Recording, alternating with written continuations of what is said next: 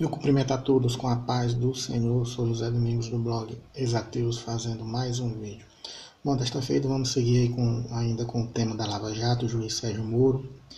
Chegaram novas informações sobre ele aí no hangout do Calazans, mais do Rômulo Maia, em que a gente vê algumas informações e fazendo as ligações entre Sérgio Moro e os Estados Unidos agora de forma mais contundente. Então nós vamos estar lendo aqui, atualizando os últimos fatos aí e desmascarando de vez a Lava Jato. Vamos lá, é um post que já se encontra no nosso blog exateus.com. Bom, eu sempre escrevi que a Lava Jato estava atrelada aos Estados Unidos, que foi uma operação montada com a ajuda da CIA, que seguia os mesmos padrões das intervenções americanas pelo mundo, ou seja, uma falsa operação anticorrupção, que no Brasil serviu apenas para incendiar as massas ou a classe média, o que ajudou a desencadear o impeachment. Podemos citar outras desse tipo, como a crise na Ucrânia, a Primavera Árabe e mais recentemente as manifestações no Irã, tudo padrão aí das intervenções norte-americanas.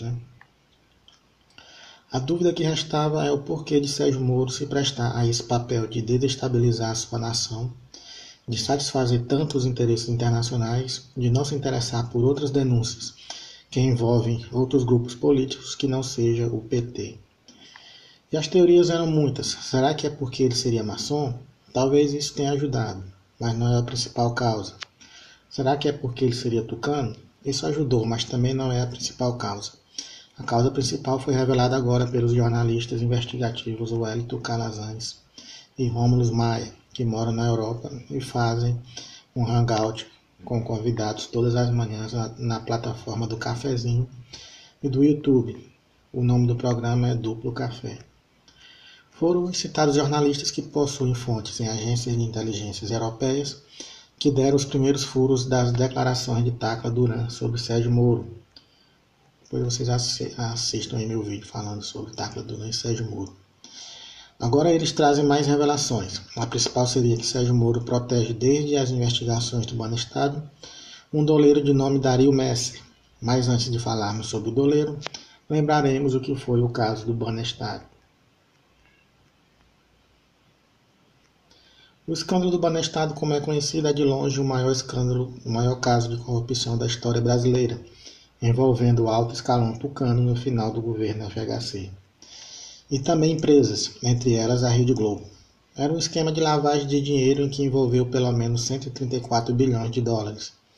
Foi o primeiro grande caso do juiz federal Sérgio Moro, que prendeu apenas as piabas. Piabas são peixinhos pequenos conhecidos aqui no Nordeste. E inocentou os tubarões, inclusive a Rede Globo. Lembrando que Sérgio Moro foi colocado já no final do caso para a Operação Abafa. Vejamos um trecho da reportagem de Renan Antunes de Oliveira explicando o escândalo do Banestado. Políticos e empresários usaram doleiros e laranjas para remeter dinheiro para paraísos fiscais entre 1996 e 2003, burlando o sistema legal de remessa pelas cotas internacionais conhecidas como CC5, por isso também conhecido como escândalo das CC5.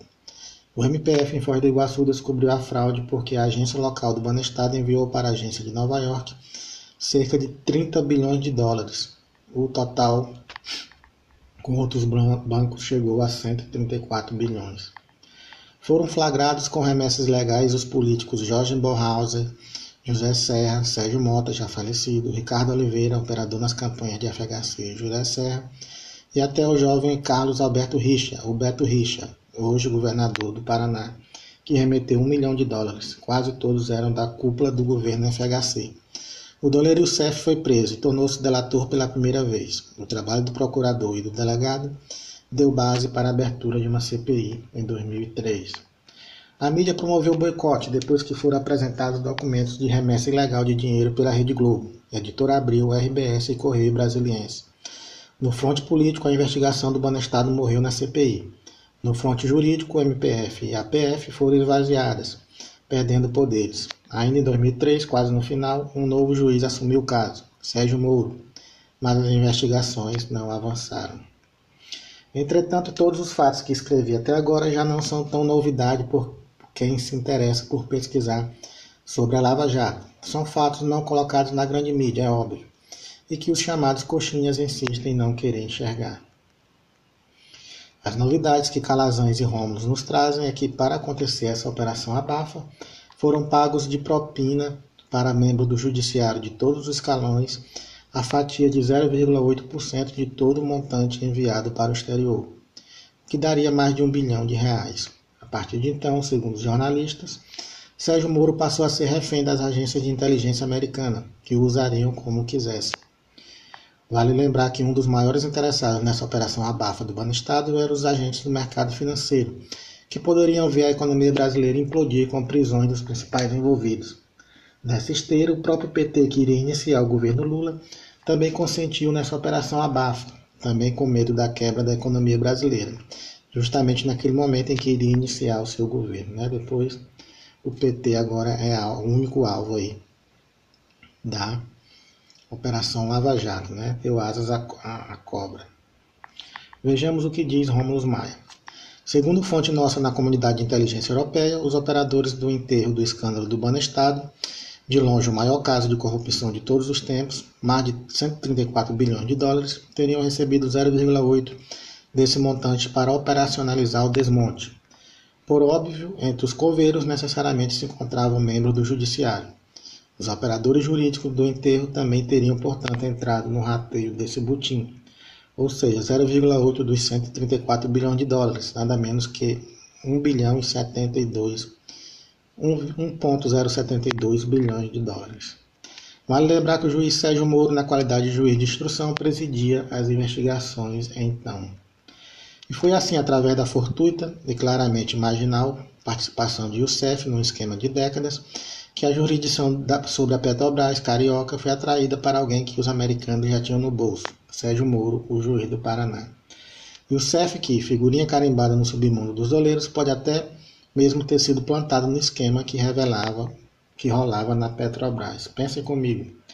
De repente, as múltiplas estadias de Moro nos Estados Unidos, após o enterro do caso Banestado, podem ganhar um novo significado, não é mesmo? Os tais cursos de treinamento em lavagem de dinheiro, para além da fachada, que provavelmente até existia, devia contar, ademais, com, digamos, cadeiras e créditos suplementares clandestinos, ministrados pela inteligência americana. A propósito, vale lembrar que mesmo hoje, num mundo em que não há como garantir sigilo absoluto de comunicações remotas, nem mesmo de chefes de Estado, as mais que frequentes idas de Sérgio Moro aos Estados Unidos sempre chamaram a atenção do público, atento ao noticiário da Lava Jato. O álibi de palestras, pagas não se sabe por quem, pode perfeitamente mascarar o verdadeiro objetivo, o recebimento seguro de instruções, bem como dicas, documentos e gadgets de espionagem, como por exemplo aquele que em um par de horas apenas triou e degravou o grampo ilegal na conversa entre a presidente Dilma e o presidente Lula, quando na sequência o juiz Sérgio Moro entregou ilegalmente seu login e senha no sistema da Justiça Federal ao jornalista Matheus Leitão, filho da também jornalista Mira Leitão, para que Matheus, no lugar de Moro, fizesse o login e baixasse o áudio para que se fosse ato contínuo transmitido ao vivo na Globo News, causando grave perturbação da ordem pública, inclusive com populares cercando o Palácio do Planalto e ameaçando invadi-lo. E não para por aí. O Alberto Youssef aí. Os jornalistas investigativos dizem que a chave para desmascarar de uma vez com a Lava Jato é o maior doleiro do Brasil, o Sérgio Messer, que foi poupado de todas as investigações por Sérgio Moro, desde o Banestado, passando por Mensalão e Lava Jato. Messer teria sido por muito tempo o doleiro da Rede Globo, segundo Rômulo. Segundo matéria da Folha de São Paulo da época do escândalo do Mensalão, Messer teria enviado ilegalmente ao exterior menos de 1 bilhão somente de 1998 a 2003. Isso mesmo, Polícia Federal e MPF encontraram movimentação de ao menos 1 bi, e isso apenas durante 5 longos anos de carreira do doleiro, que herdou o negócio do pai, esse último já quase centenário. Vale lembrar que, assim como no caso do Banestado, apesar de novamente denunciado, Dario Messer estranhamente mais uma vez passou ileso, quase incógnito pelo Mensalão. Ironia, no Mensalão mais uma vez os nomes Messer e Moro voltam a se cruzar, ainda que tangencialmente. Isso porque o juiz paranaense participou como assistente do julgamento no STF. Disse mesmo que teria chegado a redigir voto da ministra Rosa Weber, inclusive aquele escandaloso que condenou José Dirceu sem provas, sob a alegação de que a doutrina, a literatura jurídica assim permite.